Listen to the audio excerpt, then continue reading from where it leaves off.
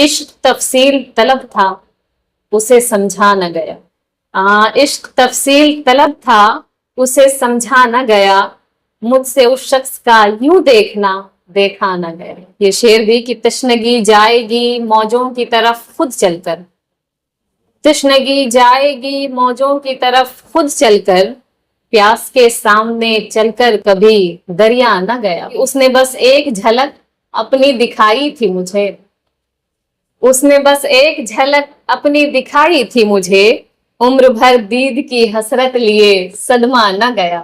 کچھ بچا ہوتا تو میں پیش تجھے کر دیتی, کیا بتاؤں کہ تیرے عشق میں کیا کیا نہ گیا. دل نے چاہا جسے وہ اور کسی کا نکلا, اور مقدر میں کوئی اور ہی تحریر ہوا. دے دیا جاتا بہت کچھ سر جھکانے کے عوض, میں ہی ایک خوشبو تھی جو سینہ سفر ہوتی رہی.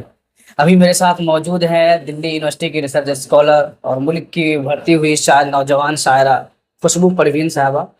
ان سے میں اردو ادب کے چیلنجز, ان کے اپنے سفر اور موجودہ وقت میں نوجوان طبقہ کے اندر اردو کو لے کر ذوق کی آ رہی کمیوں اور اردو صحافت کے چیلنجز کو لے کر کے بات کرنے کی کوشش کروں گا. خوشبو پروین انصاف ٹائمز فیملی کا حصہ بھی ہے نقش ادب, جو کہ انصاف ٹائمز کا ادبی ڈپارٹمنٹ ہے, ادبی شعبہ ہے, اس کی ذمہ داری نبھا رہی ہیں. خوشبو پروین, سب سے پہلے میں آپ کا استقبال کرتا ہوں انصاف ٹائمز پر.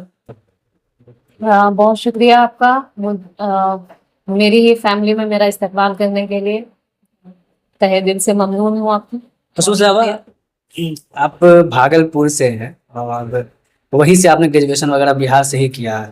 عام طور پہ یہ سمجھا جاتا ہے کہ بہار کی جو یونیورسٹیاں ہیں اس میں تعلیم کا ماحول نہیں ہوتا ہے.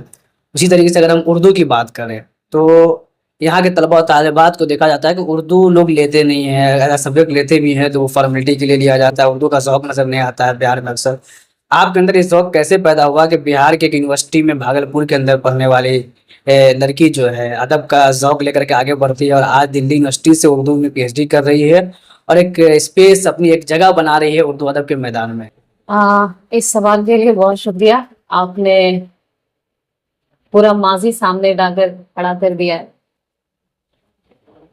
میرا تعلق جو ہے وہ لکھی سرائے سے ہے. لکھی سرائے اور منگیر کے درمیان ایک جگہ ہے سورج گڑھا, میں وہاں سے ہوں. اور میری ابتدائی تعلیم مدرسے سے ہوئی اور اس کے بعد عصری تعلیم کی طرف میں عالمہ کی پڑھائی بیچ میں چھوڑ کر میں اس طرف آئی بدقسمتی سے. اس ٹائم کے حساب سے میں بات کر رہی ہوں. اس کے بعد میٹرک انٹر سب اسی جگہ سے. گریجویشن میرا کے ایس ایس کالج لکھی سرائے سے.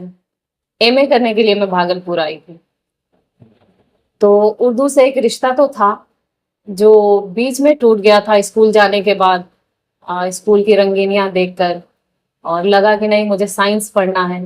تو انٹر تک میرا سائنس صحیح رہا. اس کے بعد آنرس میں چاہ رہی تھی کہ بی ایس سی ہو, لیکن بھاجن نے کہا کہ نہیں اردو سے بی اے کر لو, مواقع بہت ہوتے ہیں. اس وقت اردو کو صرف یہ کہ کہیں پہ ویکینسی آ جائے گی تو اپلائی کر دیں گے, ہو جائے گا.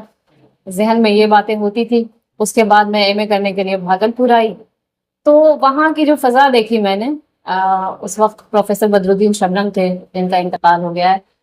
تو بی اے تک کالج میں پڑھنے کے لیے نہیں گئی, یعنی کلاسز نہیں ہوئی بدقسمتی سے. یہ بھی میری بدقسمتی تھی. جو عمومی طور پہ بہار کا ماحول ہے جی, عموماً جو بہار کا ماحول رہا ہے, بی اے پورے 3 سال میں کوئی ایک کلاس نہیں, ایک بھی نہیں, کیونکہ کالج میں کوئی ٹیچر نہیں تھے پڑھانے کے لیے کے ایس ایس کالج میں. اس کے بعد ایم اے کے ٹائم جب میں بھاگلپور آئی تو وہاں کئی اچھے اساتذہ سے میری ملاقات ہوئی. پھر میری اردو کی محبت واپس سے جاگی اور شعر و شاعری سے بہت زیادہ شغف ہونے لگا.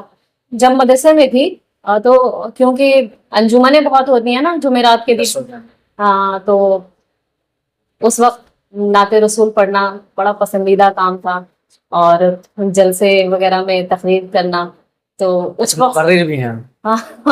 اس وقت تھی. ابھی تو وہ رابطہ ختم ہو گیا ہے, لیکن ماحول جو ہے اسی وقت سے بنا ہوا ہے. اردو سے محبت وہیں سے ہے.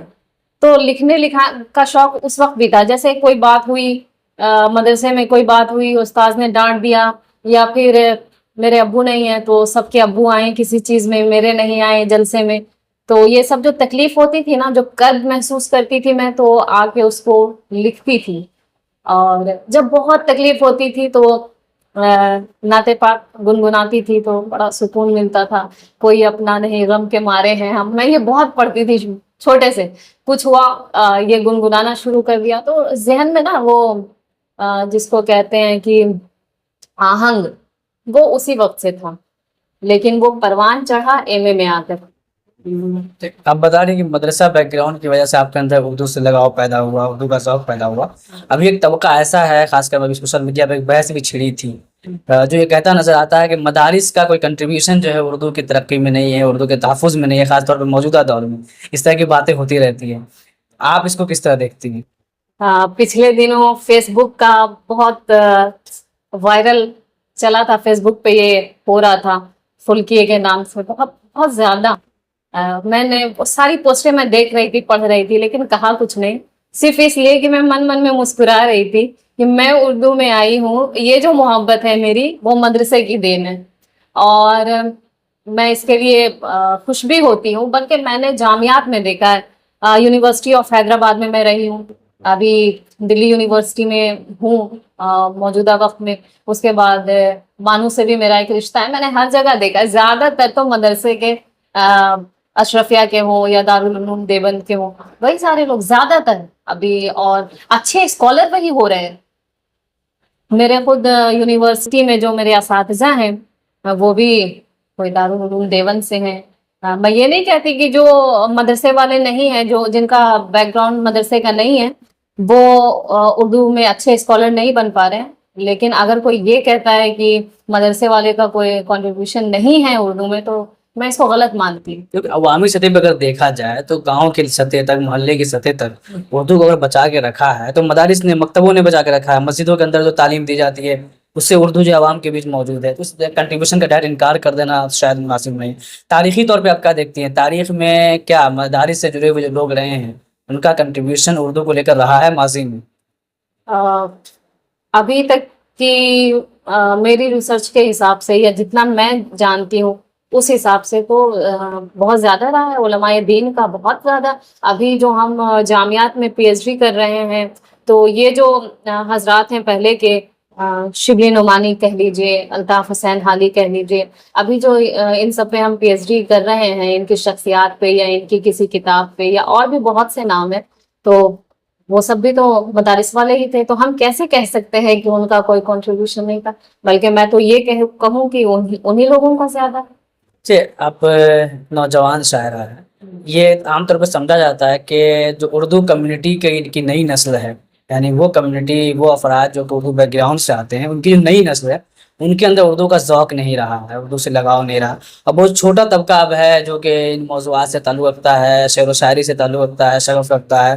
آپ کئی یونیورسٹیوں کو آپ نے دیکھا، مانو کو دیکھا، ایچ سی یو کو دیکھا، دلی یونیورسٹی میں ابھی آپ موجود ہیں. کیا آپ طلباء و طالبات کے اندر یہ ذوق پاتے ہیں؟ بلکہ میں تو اس معاملے میں یہ کہوں کہ ابھی کے جو بچے ہیں، ابھی کی جو نوجوان نسل ہے، وہ زیادہ اردو سے تعلق رکھ رہی ہے. اس طرح سے دیکھ سکتے ہیں کہ شاعری کا یہ جو جون ایلیا کی کتابیں اب بہت زیادہ پڑھی جا رہی ہیں. پہلے تو لوگ نہیں پڑھتے تھے.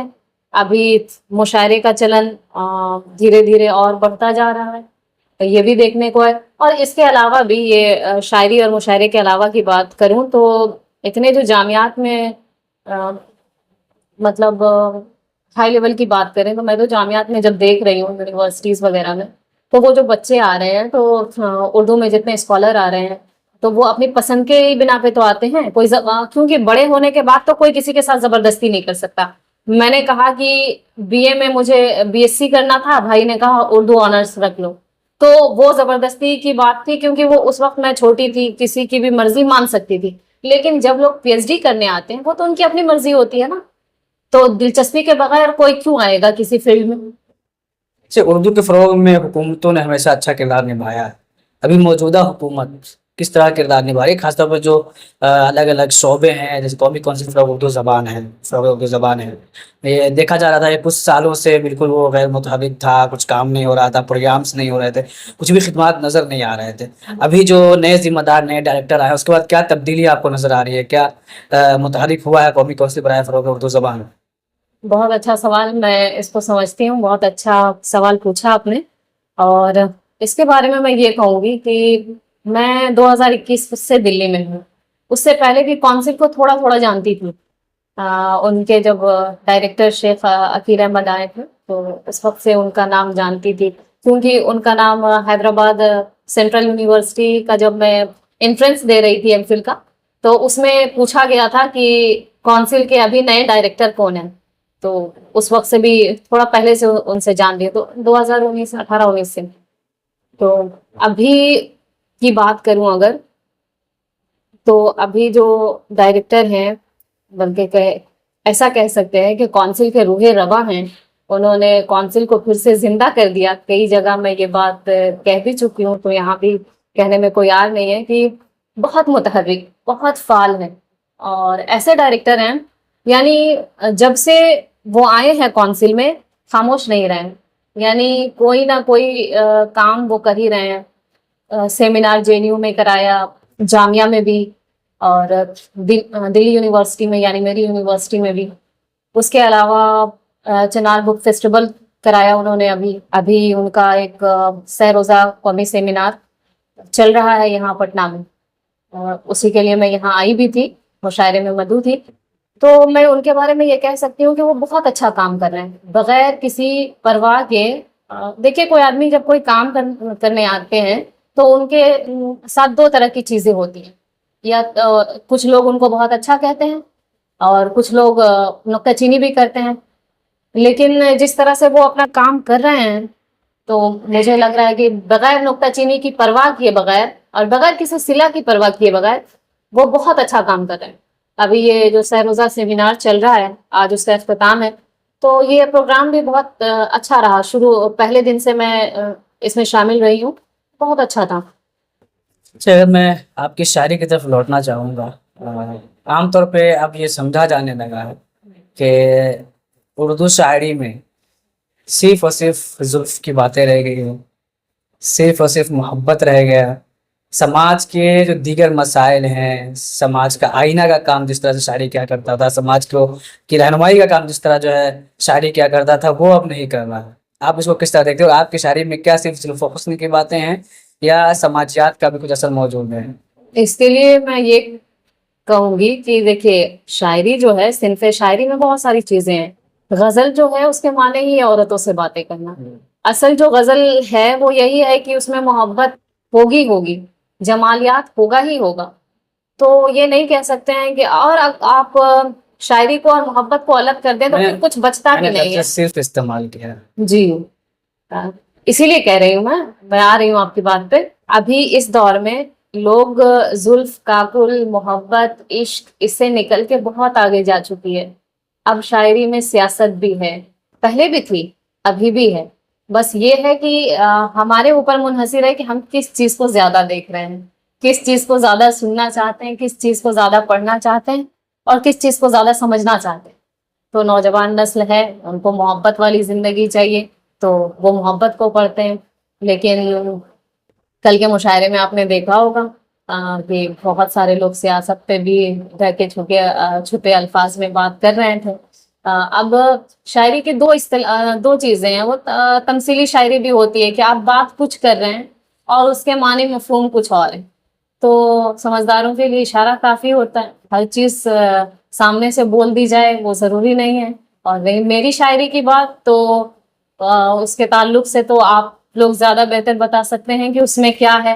حسن و عشق ہے، محبت ہے، وہ تو ہوگا ہی، ضروری ہے، نیچرل بھی ہے.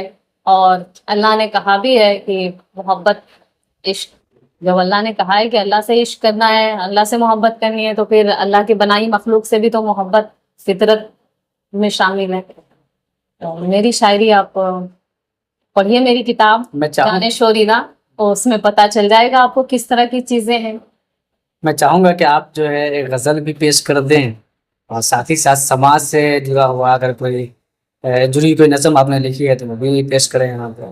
آپ کا حکم ہے تو ضرور. نہیں، ہمارے آڈینس کی خواہش بھی ہوگی. جی، میرے لیے تو یہ بڑا اچھا پلیٹ فارم ہے.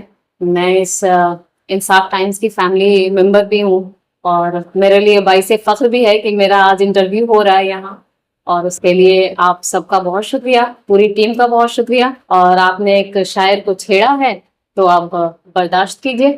تو آپ دیکھیے کہ 2-3 شعر کہ اس میں نے کیا کہنے کی کوشش کی ہے. کیا سماج کا درد ہے اس میں، عورتوں کا درد ہے اس میں، یا صرف محبت ہے؟ ویسے میں یہ بھی بتا دوں پہلے ہی کہ محبت ضروری ہے. غزل کا مطلب ہے کہ آخر دم تک مرد نے رشتہ کاروباری رکھا، آخر دم تک مرد نے رشتہ کاروباری رکھا، نقد جہیز لیا تھا لیکن مہر ادھاری رکھا. اور دوسرا شعر یوں ہے کہ آوازوں سے ڈرتی تو گونگی بہری ہو جاتی، آوازوں سے ڈرتی تو گونگی بہری ہو جاتی، سوچ سمجھ کر ہی میں نے لہجہ دو دھاری رکھا.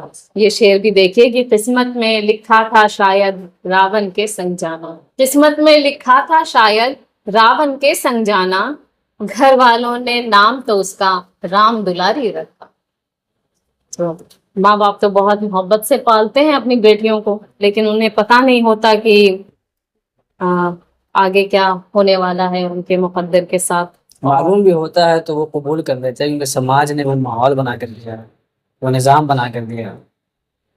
یہ ماحول اصل میں یہ جو معاشرہ ہے نا، ابھی تک میں نے یہ مرد اساس معاشرہ ہے اور یہ پتہ نہیں یہ کب تک ہوگا. آج اگر کوئی عورت اپنے وہی باتیں کرے، ہمارا مذہب تو اسلام ہے، ہمارا تعلق، ہمارا دین، ہمارا ایمان، ہر چیز ادھر سے جڑا، اس کے بعد بھی آپ دیکھیے گا کہ لوگوں نے کس طرح سے بدل دیا ہے.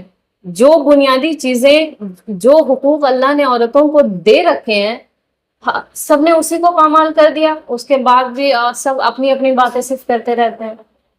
2-4 عورتوں نے کیا ظلم کر دیے، اسی کو ایک لسٹ تیار کر لیے، ڈرم ہے تو لے جا کے وہاں دینا ہے. کہیں نہ کہیں یہ ہے کہ افراد و تفرید کا معاملہ ہے. ایک طرف وہ طبقہ ہے جو پیٹریارکیل اثر میں رہ رہا ہے، جو تمام حقوق جو خواتین کے اسلام نے دیے تھے اسے بھی بلا دیا، یا جو قانون نے دیے اسے بھی بلا دیا. دوسری طرف وہ طبقہ بھی ہے جو نیا جنریشن آ رہا ہے، اس میں ایک طبقہ وہ بھی ہے جو کہیں نہ کہیں مہیلا واد کی طرف بڑھ رہا ہے اور مرد کی نفرت کا ایک شکار ہو رہا ہے. اعتدال جو بیچ کا ہے وہ ختم ہو رہا ہے. اعتدال ہونا چاہیے شاید.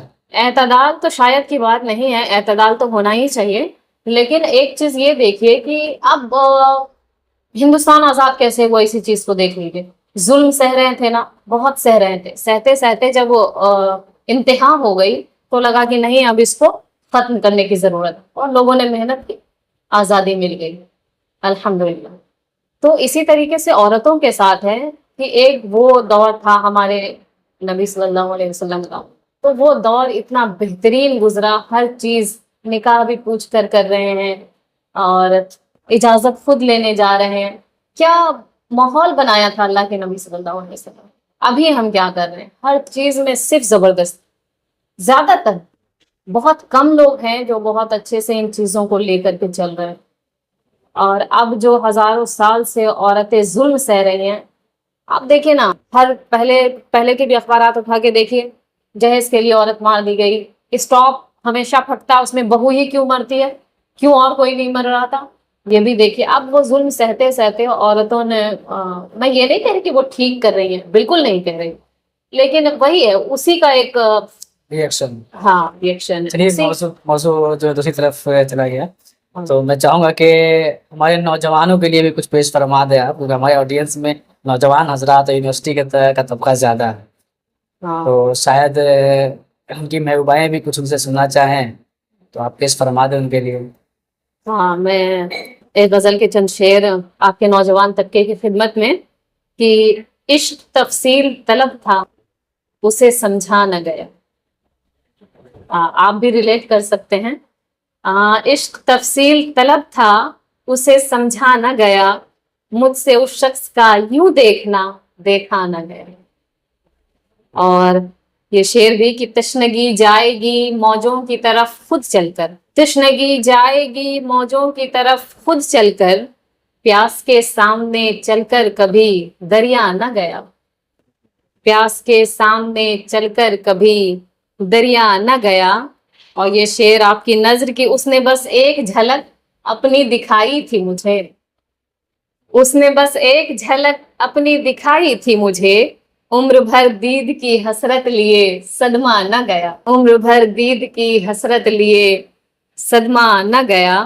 اور یہ شعر بھی کہ لطف جب آتا کہ ڈھل جاتی تیری فکر میں لطف جب آتا کہ ڈھل جاتی تیری فکر میں تجھ سے میری طرح، تجھ سے میرے لیے میری طرح سوچا نہ گیا، تجھ سے میرے لیے میری طرح سوچا نہ گیا۔ اور یہ شعر بھی بطور خاص کہ کچھ بچا ہوتا تو میں پیش تجھے کر دیتی، کچھ بچا ہوتا تو میں پیش تجھے کر دیتی، کیا بتاؤں کہ تیرے عشق میں کیا کیا نہ گیا، کیا بتاؤں کہ تیرے عشق میں کیا کیا نہ گیا۔ اور ایک غزل کے 2 شعر اور سناؤں، 2-3 شعر اگر آپ چاہتی ہیں تو ضرور، اجازت ہو تو سنا دوں۔ ہمارے آڈینس تو انتظار کر رہے ہوں گے، آپ کتنا سنا سکتی ہیں؟ ایک غزل پہ چند شعر ہیں کہ خانہ دل میں عجب نقش سا تحریر ہوا، خانہ دل میں عجب نقش سا تحریر ہوا، کون اس دشت کی تنہائی میں تصویر ہوا، کون اس دشت کی تنہائی میں تصویر ہوا۔ اور آپ کی شادی کو لے کر بہت چلتا رہتا ہے نا، تو اس کے لیے یہ شعر ہے کہ بعد میں اس کو آپ اپنی وائف کو سنائیے گا، اگر وہ آپ، مجھے اس کا نہیں پتا کہ ہڈی وڈی بچے گی کہ نہیں، کہ دل نے چاہا جسے، ہاں دل نے چاہا جسے وہ اور کسی کا نکلا، دل نے چاہا جسے وہ اور کسی کا نکلا، اور مقدر میں کوئی اور ہی تحریر ہوا، اور مقدر میں کوئی اور ہی تحریر ہوا۔ نہیں، ہر شخص کا تو نہیں ہے، میرا تو نہیں تھا، اکثریت کا کہہ سکتے اکثریت کا کہہ سکتے ہیں۔ کوئی بات کریے تو ایکسیپشن کے ساتھ کریے، ورنہ لوگ ٹوٹ پڑیں گے۔ ہیں، آپ کو اس سے الگ رکھا ہوا ہے۔ ہاں، مجھے اس سے الگ رکھا جائے۔ اور یہ شعر کی کوئی کرتا ہی نہیں میرے سخن کو تسلیم، بڑا سچا شعر ہے، کوئی کرتا ہی نہیں میرے سخن کو تسلیم، شہر میں ہر کوئی غالب تو کوئی میر ہوا۔ اور یہ شعر بھی ہے کہ سانس در سانس گندھی عشق کی مٹی میں نے، سانس در سانس گندھی عشق کی مٹی میں نے، لفظ در لفظ کوئی ذہن میں تعمیر ہوا۔ بہت شکریہ۔ شہر میں ہر کوئی غالب تو کوئی امیر ہوا، نئے زمانے کے تمام معیاری شعراء کا یہی درد ہے۔ بہرحال آپ کی تخلیقات میں چاہوں گا کہ آپ بتا دیں یہاں پر، جو کتابیں آپ کی آئی ہے اب تک، تاکہ اگر کوئی فائدہ اٹھانا چاہے تو اٹھا سکے۔ تو شاید 2 کتابیں آپ کی آ چکی ہیں۔ اور میری 3 کتابیں آ چکی ہیں۔ ایک رباعیات کا مجموعہ ہے 2018 میں منظر عام پر آیا ہے، دوسری کتاب جان شوریدہ غزلوں کا مجموعہ ہے، اور تیسری کتاب تنقید ہے، رباعی کی تنقید ہے، نام بھی اس کا بیان رباعی ہے۔ تو آپ کے پاس ویسے میری کتابیں ہیں، افسوس کی بات ہے آپ نے اپنا رد عمل پیش نہیں کیا ابھی تک۔ یقین میں یہ چاہوں گا کہ نوجوان نسلوں کے لیے اردو کو لے کر کے، اور ساتھ ہی ساتھ نقش ادب جو انصاف ٹائمز پہ شروع کیا جا رہا ہے، انصاف کانگریس اور شعبہ ہے، ویب سائٹ پر بھی اور یوٹیوب پر بھی انشاءاللہ اب شروع ہو جائے گا۔